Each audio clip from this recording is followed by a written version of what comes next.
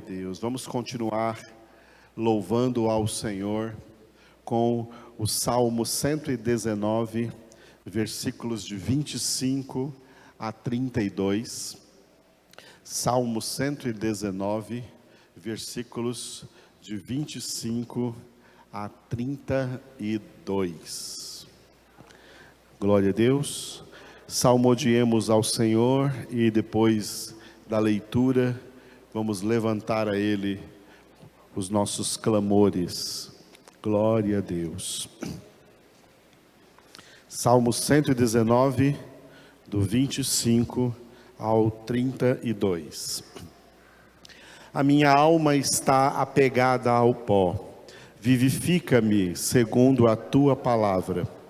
Eu te expus os meus caminhos e tu me valeste. Ensina-me os teus decretos, faze-me atinar com o caminho dos teus preceitos, e meditarei nas tuas maravilhas. A minha alma de tristeza verte lágrimas, fortalece-me segundo a tua palavra. Afasta de mim o caminho da falsidade e favorece-me com a tua lei. Escolhi o caminho da fidelidade e decidi-me pelos teus juízos. Aos teus testemunhos me apego.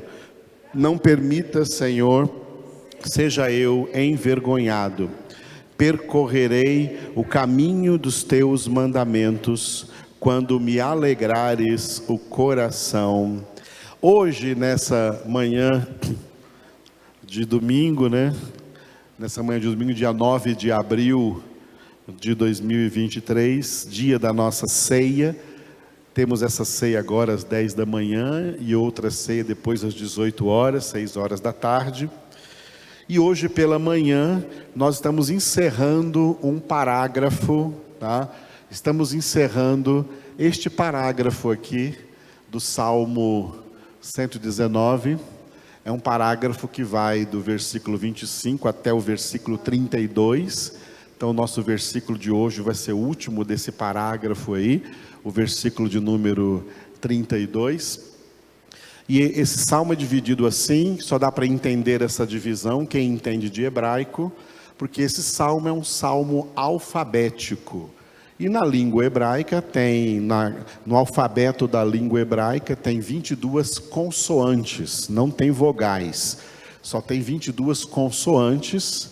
E esse salmo foi inspirado e usado depois para ensinar as crianças hebraicas, as crianças israelenses, ensinar o alfabeto. As crianças aprendiam o alfabeto lendo este salmo, memorizando este salmo. Em hebraico, de 8 em 8 versículos, a primeira palavra de cada versículo começa com uma letra do alfabeto. Então, de 1 a 8 começa com a primeira letra, depois os outros 8 com a segunda letra, depois a terceira letra. Nós estamos terminando agora o quarto parágrafo, que termina com a quarta, todas as palavras, a primeira palavra de cada versículo, do 25 até o 32, começaram com a letra Dalet em hebraico, que em português é também a quarta letra, A, B, C, D, é a letra D. O versículo de hoje também em hebraico, não em português não dá para enxergar isso. Em hebraico também começa com a letra D. Ok? Aleph, Bet, Gimel, Dalet.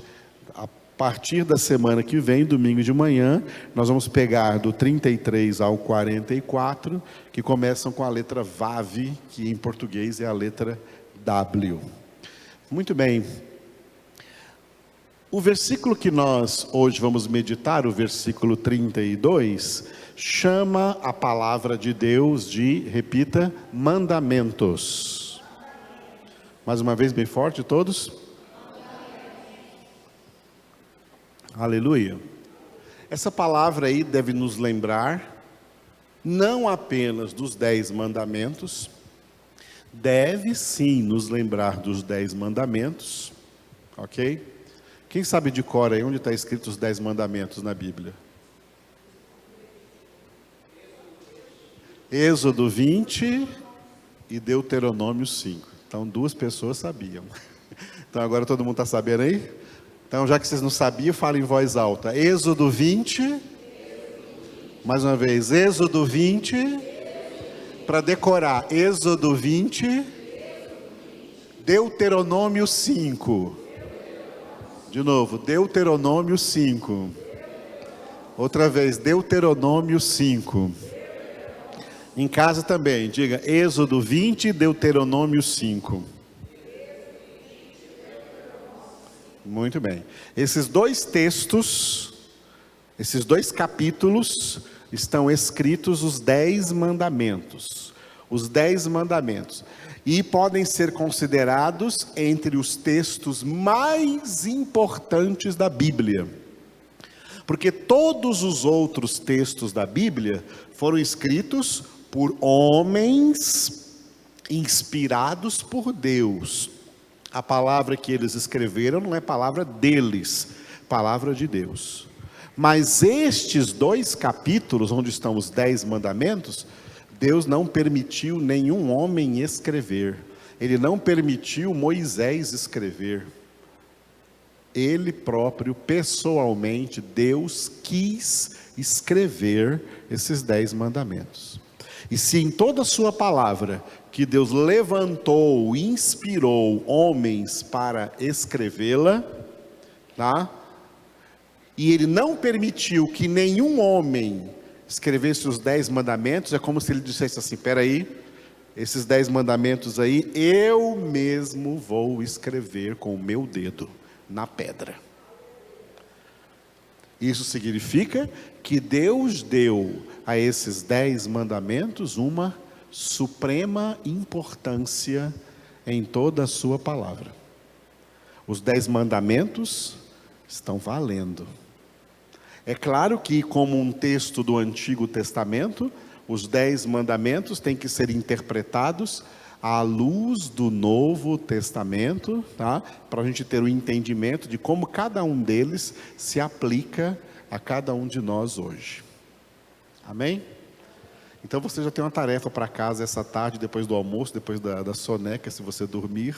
Leia Êxodo 20, os 10 mandamentos, numere lá na Bíblia 1 a 10, os 10 mandamentos, e Deuteronômio 5, vão estar lá os mesmos 10 mandamentos. Ok? Mas quando nós vemos no Salmo 119, a palavra de Deus ser chamada de mandamentos, ela se refere não só a esses 10 mandamentos, mas a tudo quanto Deus ordena na sua palavra. Ordem de Deus, as ordens de Deus foram dadas por Deus para serem obedecidas. Pergunta: alguma pessoa tem o direito de desobedecer a uma ordem de Deus? Não. Segunda pergunta: alguma pessoa tem liberdade de escolher entre obedecer ou desobedecer às ordens de Deus? Não. Ninguém tem essa liberdade. Quem pensa que tem, está enganado pelo diabo, que é o pai da mentira. O diabo enganou essas pessoas com o falso senso de liberdade, de que elas são livres para escolher obedecer ou desobedecer.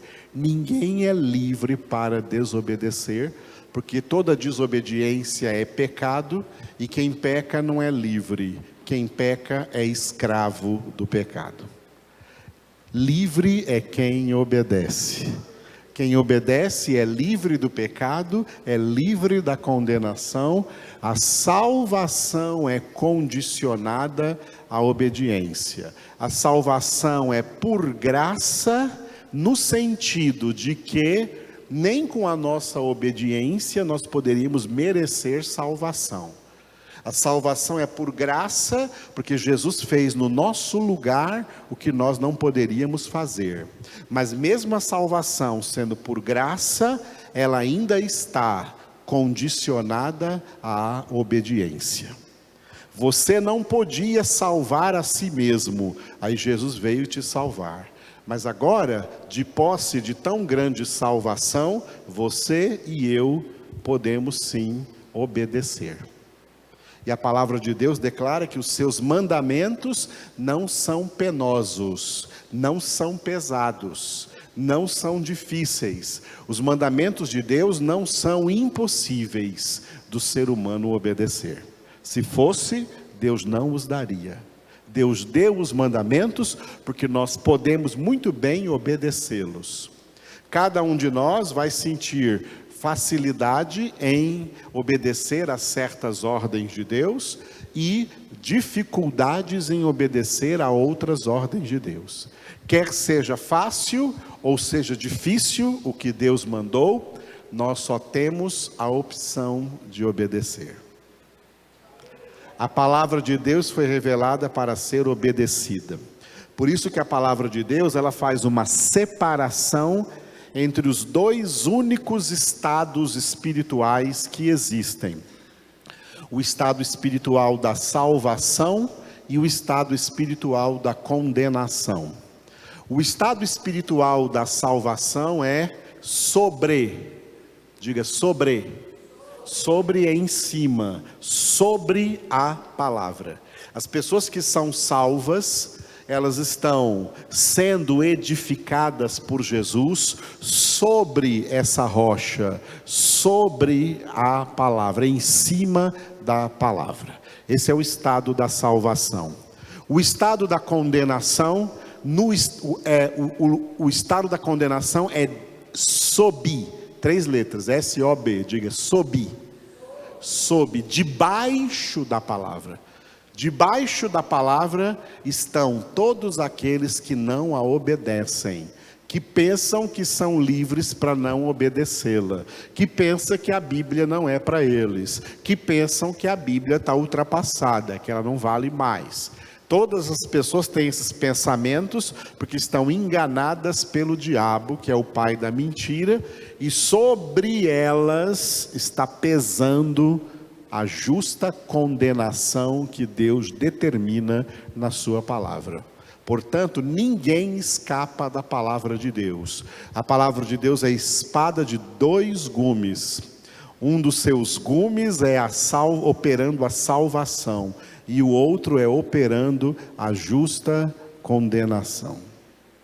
Amém? Por isso a palavra de Deus contém todos os mandamentos de Deus, todas as ordens de Deus, para que sejam obedecidas à risca, em nome de Jesus. Amém? Então, este aqui, o versículo 32 que nós vamos ver hoje, é mais um desses versículos, muitos aqui entre os 176 versículos do Salmo 119, em que a palavra de Deus é chamada de mandamentos. O título que nós vamos dar hoje ao versículo 32 é, repita, carreira proposta. Muito bem. Esse título aí, carreira proposta, é um título que eu tirei lá da carta aos Hebreus, capítulo 12, versículos 1 e 2, onde está escrito assim, ó: percorrei a carreira que vos está proposta, olhando firmemente para Jesus, que é o autor e consumador da nossa fé. Qual é essa carreira que nos está proposta? Essa carreira que os filhos de Deus têm que correr. Essa carreira. A palavra carreira, ela é aplicada no mundo, né, para aquilo que as pessoas fazem. Tá? Os artistas têm a sua carreira de artista, seja de músico, seja de cantor, seja de ator, seja de atriz.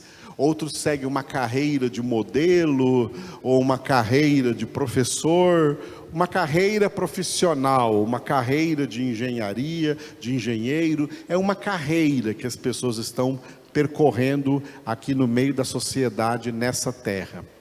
Em meio a tudo isso, Deus propõe para nós uma carreira, um caminho que vai levar a sua casa ao céu.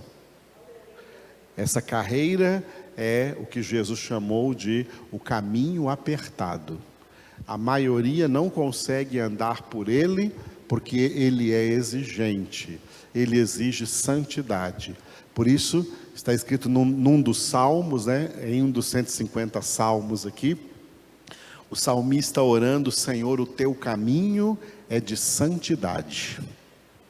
Para percorrer esse caminho de santidade, nós corremos essa carreira, submetendo-nos a todo o processo de santificação, sem a qual ninguém verá o Senhor. Santificação. Glória a Deus. Deus nos alcançou em Cristo, não apenas para nos dar uma salvação que nós nunca vamos merecer. Deus nos alcançou em Cristo com tão grande salvação, para que nós sejamos santos. Mas Deus é tão misericordioso, compassivo, longânime, paciente, que Deus não está cobrando agora, nem de mim e nem de nenhum de vocês, Deus não está cobrando que nós nesse momento sejamos plenamente santos e perfeitos. O que Ele está cobrando é que nós continuemos perseverando na nossa santificação dia a dia. Amém? E aquele que perseverar até o fim da sua vida nessa santificação, esse será salvo. Aquele que perseverar até o fim. E aquele que perseverar até o fim, até o último suspiro da sua vida, até o último segundo da sua vida, mesmo com essa perseverança, essa obra não estará ainda completa nele, ainda estará faltando muito para essa santificação. Mas como ele foi fiel na perseverança e perseverou até o fim, o Senhor completa o que faltou. O Senhor completa a nossa santificação. Glória a Deus. E por isso é necessário entender uma coisa: aqui na terra, nenhum ser humano alcança plenitude de santidade, alcança o final da sua santificação. Nenhum. Mas aqueles que perseverarem se santificando até o fim, o Senhor é fiel para completar essa obra que Ele começou em nossas vidas, lá com a nossa conversão. Aleluia. Essa é a carreira que nos está proposta. Então, voltando aos exemplos que eu dei, uns querem uma carreira para ser artista, outros uma carreira para ser qualquer tipo de profissional. Para nós, Deus propôs uma nova carreira: ser santos. Estamos percorrendo a carreira para ser santos. Estamos percorrendo a carreira para ser santos. Para ser santos como Deus é santo, porque tudo que Deus ordena na Bíblia, todos os mandamentos de Deus na Bíblia, podem ser resumidos em um só: sede santos. Repita aí: sede santos. Muito bem. Vamos ver então, esse versículo em português. Vamos lê-lo em português, como nós temos na Bíblia aqui, que é a tradução Almeida Revista e Atualizada. Esse versículo não traz uma tradução muito boa. E é por isso que nós estamos trazendo o texto original em hebraico, para ver a tradução melhor. Em português, aqui nós lemos na Bíblia assim, o salmista orando a Deus e falando assim: percorrerei o caminho dos teus mandamentos, quando me alegrares o coração. Repita.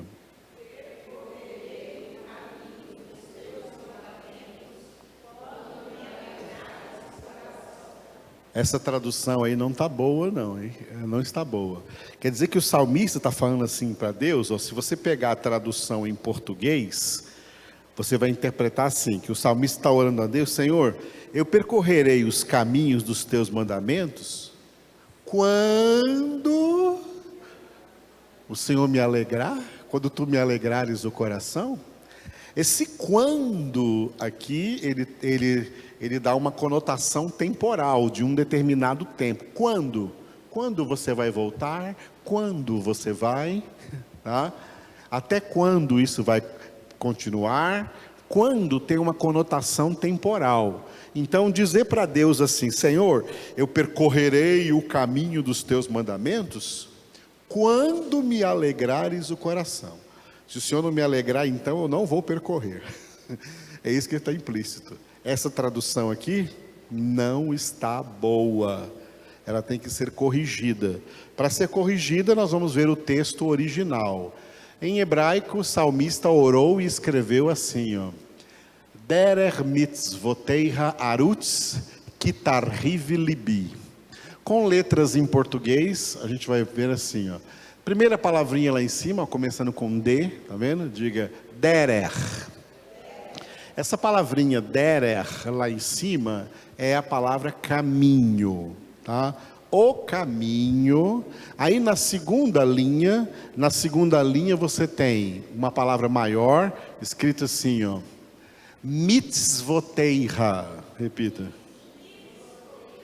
Mitzvoteiha é uma palavra só, porque em hebraico eles grudam tudo, mas em português a gente desgruda, a gente separa. Mitzvoteiha é dos teus mandamentos. Então, derer mitzvoteiha é o caminho dos teus mandamentos.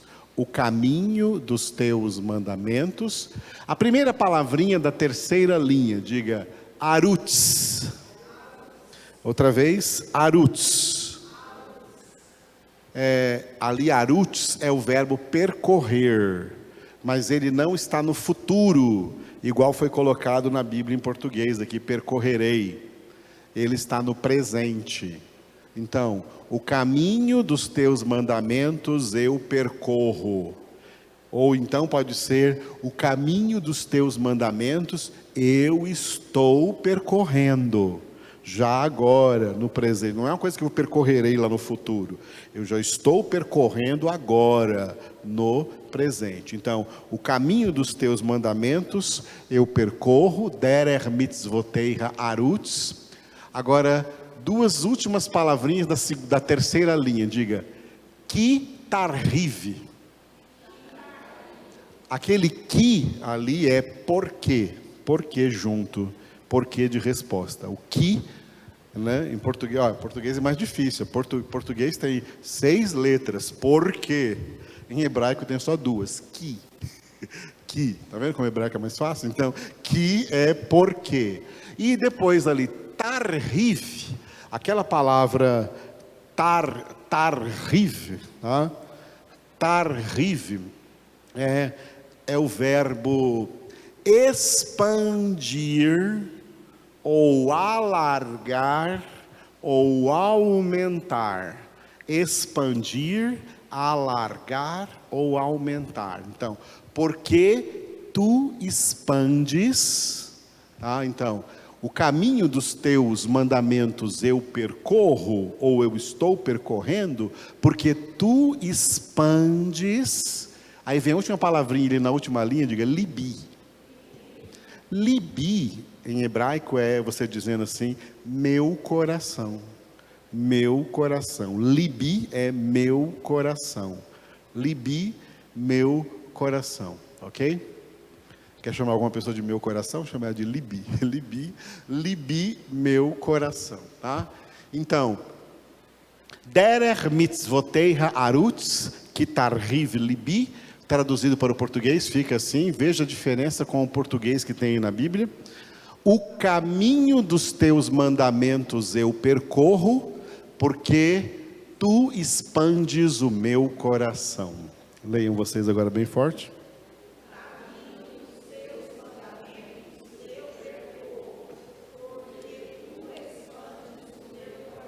Aleluia. Mais uma vez, que é um texto novo, é assim que deveria estar em todas as Bíblias, mais uma vez.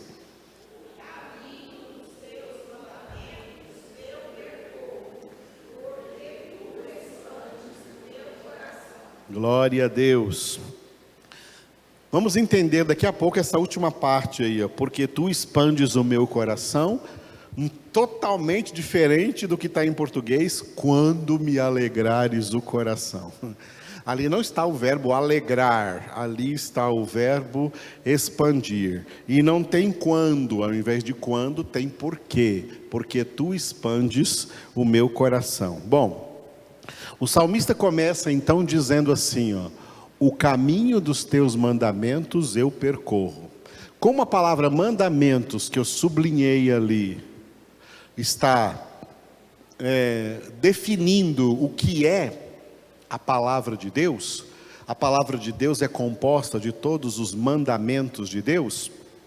Então nós poderíamos ler assim, ó, leia depois de mim: o caminho da tua palavra eu percorro. Porque os mandamentos de Deus são a própria palavra de Deus. A palavra de Deus é composta pelos mandamentos de Deus, pelas ordens de Deus, por aquilo que Deus ordena. E o salmista, entendendo agora que ele é um homem de Deus, que o Senhor habita na vida dele, ele entende que o caminho que ele tem que percorrer, ou a carreira que ele tem que percorrer, é a carreira proposta, determinada, tá? Determinada pela palavra de Deus. Ou seja, por que ele está usando ali uma outra palavra-chave tão importante que eu não sublinhei, mas ela é importante? Repita: caminho. Essa palavra também é muito importante aqui no contexto do Salmo, porque do Salmo 119, que é um louvor à palavra de Deus, e neste versículo aqui, palavra de Deus não está só nos mandamentos, palavra de Deus também está lá no caminho, porque essa palavra de Deus é uma pessoa viva, essa palavra de Deus é o próprio Jesus. E Jesus disse em João 14:6, eu sou o caminho e a verdade e a vida, e ninguém vem ao Pai senão por mim, tá? Ninguém vem ao Pai senão por mim. Eu sou o caminho. Jesus diz: eu sou o caminho. Quando Jesus diz eu sou o caminho, ele está dizendo eu sou a palavra, tá? Eu sou a palavra. Então, quando o salmista ora aqui, ó, o caminho dos teus mandamentos eu percorro, ele está dizendo assim, ó: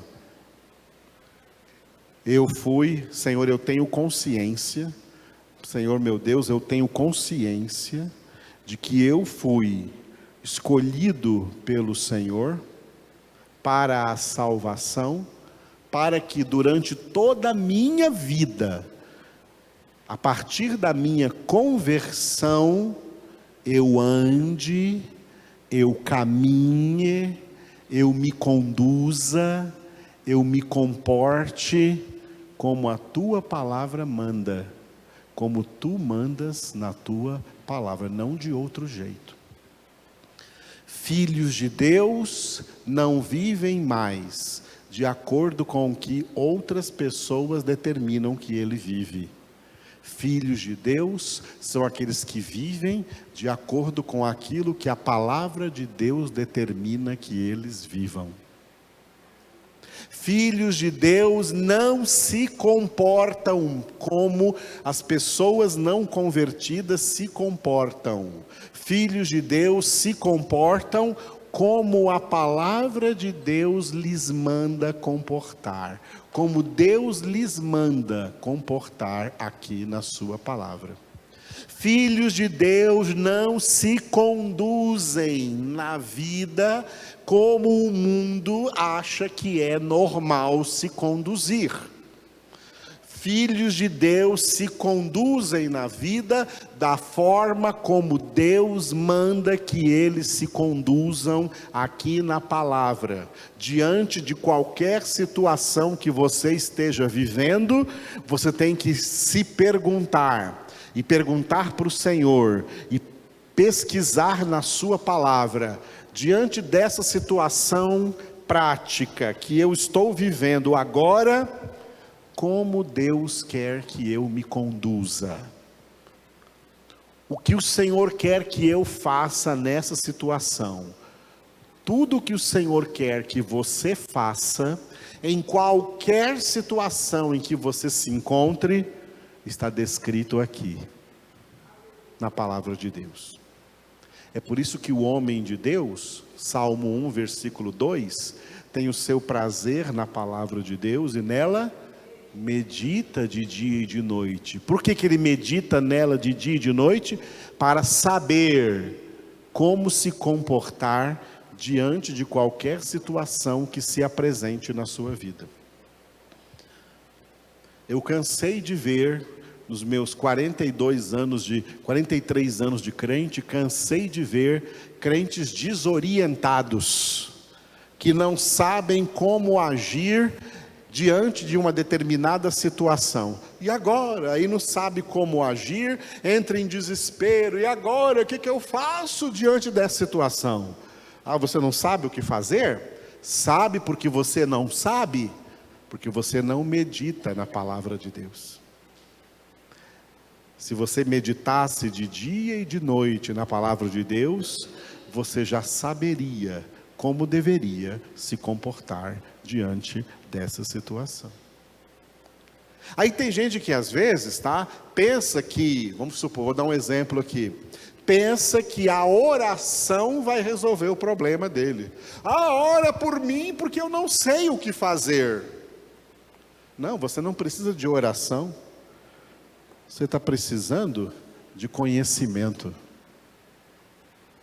Deus não disse: o meu povo está sendo destruído por falta de oração.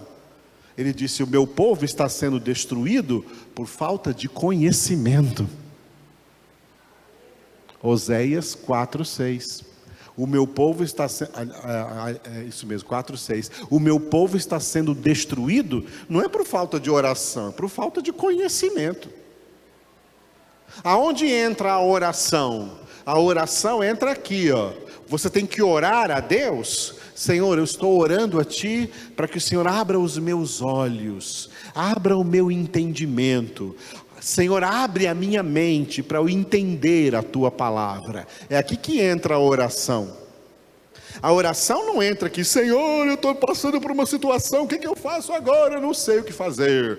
Não, essa oração desesperada não adianta nada diante de Deus, não.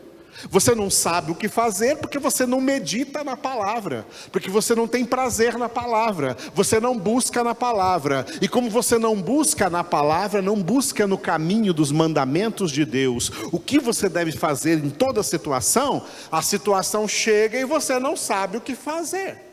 Aí entra em desespero e vai pedir oração. É a famosa turma dos 6 horas. Aqui nessa igreja 6 horas para a gente, 6 horas por mim. Oração não é para isso, não. A palavra é para isso. A palavra, o conhecimento é para isso. Deus nos trouxe conhecimento para que a gente já saiba de antemão qual deve ser a nossa atitude, qual deve ser a nossa conduta diante de qualquer situação que se apresente. A oração é para você pedir a Deus sabedoria, pedir a Deus entendimento. Olha o que o Tiago disse, né? Tem 2 Tiago aqui hoje. Olha o que o Tiago disse em Tiago capítulo 1. Se algum de vós tem necessidade de sabedoria, peça a Deus, que a todos dá liberalmente e nada lhes impropera. É aí que entra a oração. Peça sabedoria. Foi o que Salomão pediu e isso agradou a Deus. Olha, Senhor, eu estou agora diante dessa situação, eu estou assentado no trono, no lugar do meu pai Davi, que acabou de falecer, e eu sou o sucessor dele aqui. Eu não sei o que fazer aqui sentado nesse trono como rei. Então me dá sabedoria, Senhor, para eu aprender. E isso agradou a Deus. O que Salomão pediu, agradou a Deus. É isso que temos que pedir a Deus em oração: sabedoria, conhecimento. E esse conhecimento, essa sabedoria já está revelada aqui, em toda a sua palavra. Por isso, não só de pão viverá o homem, mas de toda a palavra que procede da boca de Deus. O que é esse viverá? É viver como solteiro, é viver como casado, é viver como marido, é viver como esposa, é viver como pai, é viver como mãe, é viver como filho, filha, irmão, cidadão, profissional, seja o que for.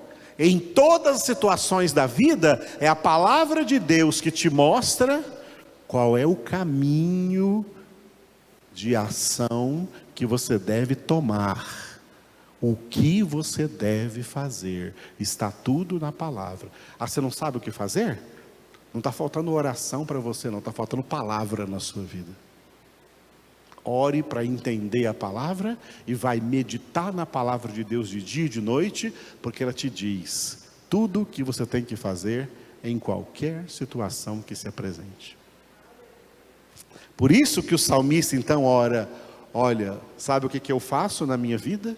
Desde que o Senhor me converteu, desde que o Senhor me encontrou, citando Colossenses 1,13, desde que o Senhor me libertou do império das trevas e me transportou para o reino do Filho do seu amor, uma só coisa eu faço: eu percorro o caminho dos teus mandamentos. Eu faço o que o Senhor manda na palavra. O que eu faço?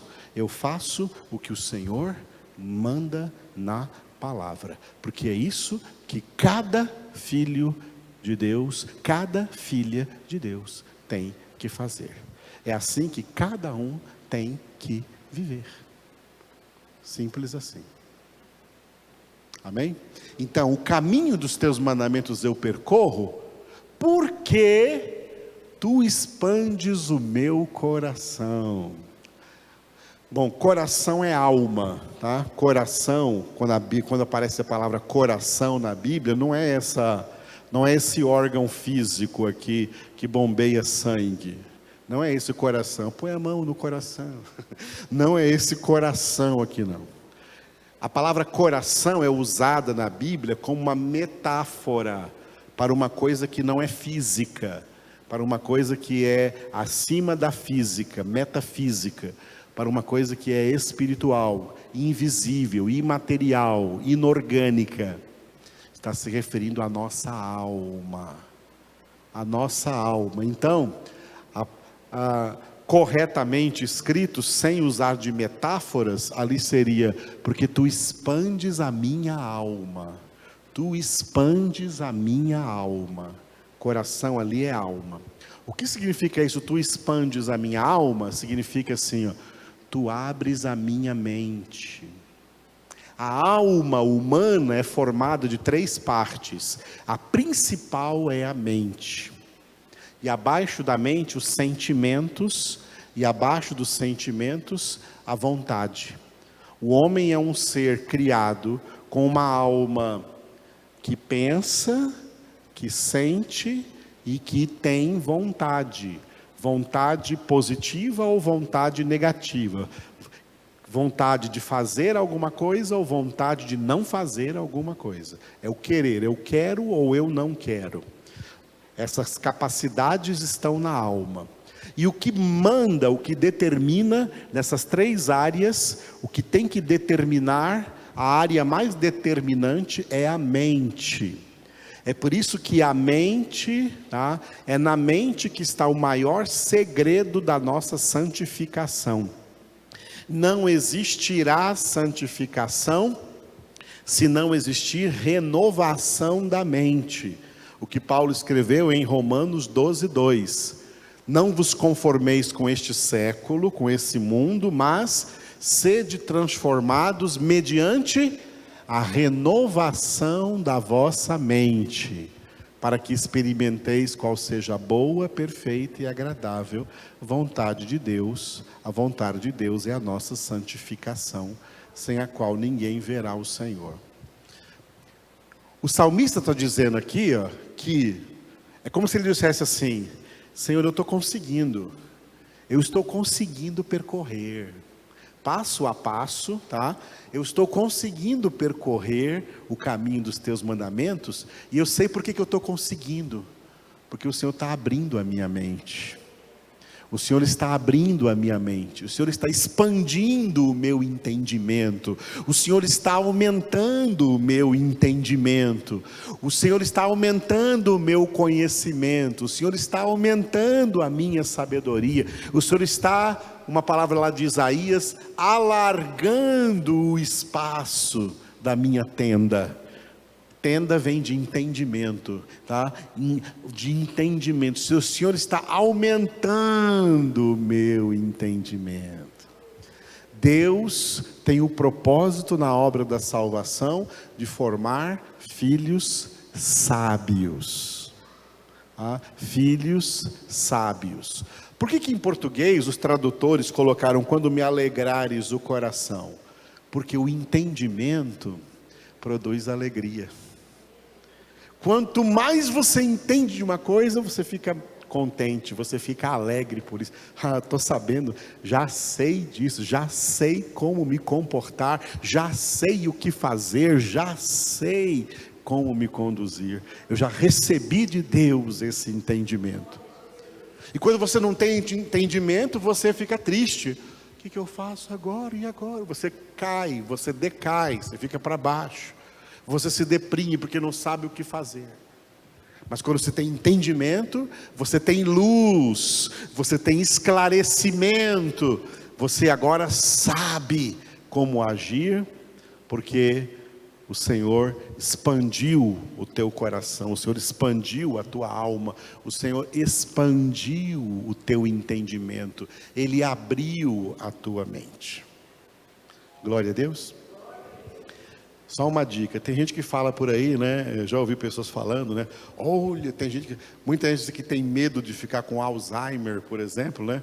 Ficar esquecido, tem que treinar a mente. Então, tem um monte de coisas para treinar a mente. Não tem nada melhor para expandir a nossa mente e curar a nossa mente do que a obra de Deus na nossa vida diante da sua palavra. Diante da meditação da sua palavra. Então, se for esse o caso, quer não ter Alzheimer, mergulha todo dia na palavra, na profundidade da palavra de Deus. Põe a tua mente para meditar, para pensar nessa palavra que é viva e eficaz. E além de tudo isso, ainda é terapêutica. Tem o poder de curar até o seu corpo. Manda com uma palavra e meu servo ficará curado. Uma palavra pode curar câncer, pode curar enfermidade.